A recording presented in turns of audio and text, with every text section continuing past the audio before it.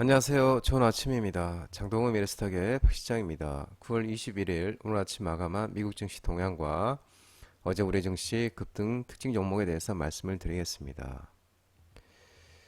뉴욕 3대 주요 지수는 연준의 추가 금리 인상 시사에 하락을 마감했는데요. 다우는 0.22% 하락 마감, 나스닥은 1.53% 하락 마감, S&P 500은 0.94% 하락 마감했습니다.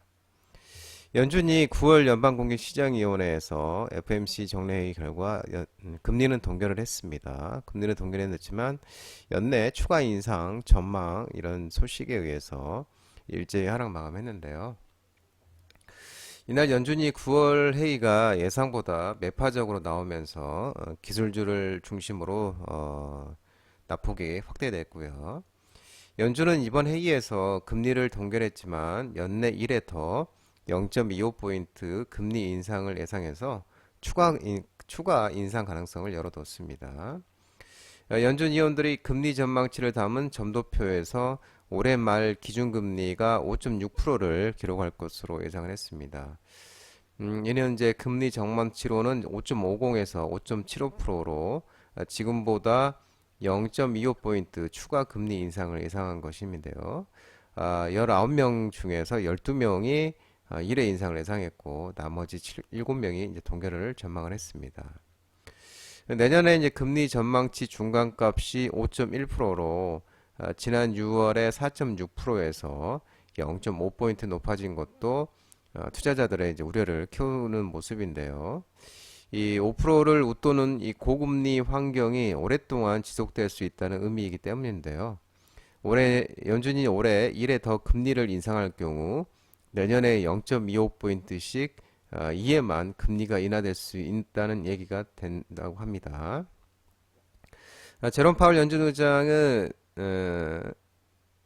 적절하다면 금리를 추가로 인상할 준비가 돼 있으며 인플레이션이 목표치를 향해 지속적으로 내려가고 있다고 자신할 때까지 이 제약적 수준에서 금리를 유지할 계획이라고 말을 했고요.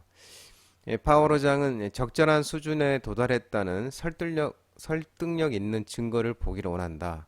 그러나 그러한 결론에 도달하기 전에 더 많은 진전을 볼 필요가 있다고 언급하면서 상황을 더 지켜볼 필요가 있음을 나타냈습니다. 최근 들어 또 유가가 배럴당 90달러를 돌파하는 등 강세를 이어가면서 인플레이션 우려가 강화되고 있고 또 여기에 연준이 매파적 기준의 국채금리가 또다시 역사적 수준을 경신하면서 기술주들의 낙폭을 부추겼습니다.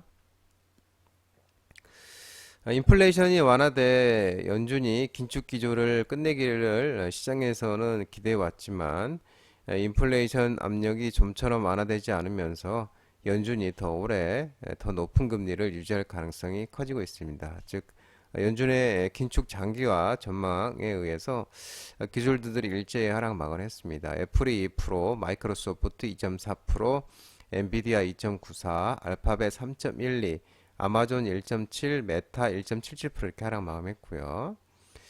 반도체 업체 인텔이 5%로 그리고 엔비디아 있고 3% 떨어지면서 필라델피아 반도체 지수도 1.74%로 하락을 했고요.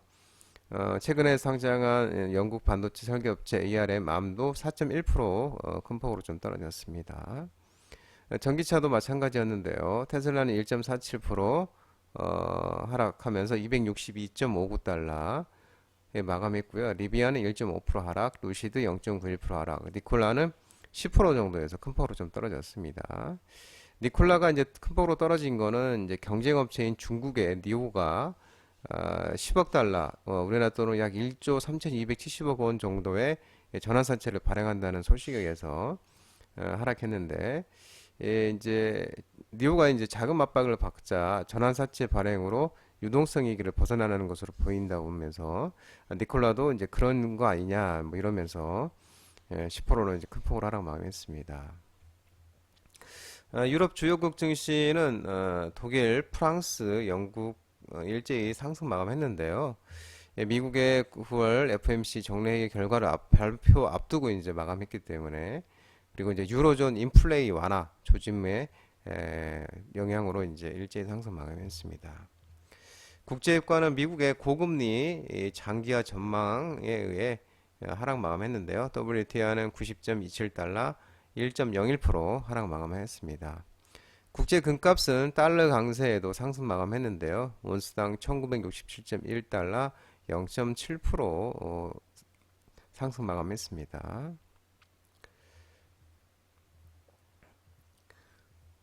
어제 우리 코스피도 0.02% 소폭 상승 마감했는데요. 강보합 마감했는데요.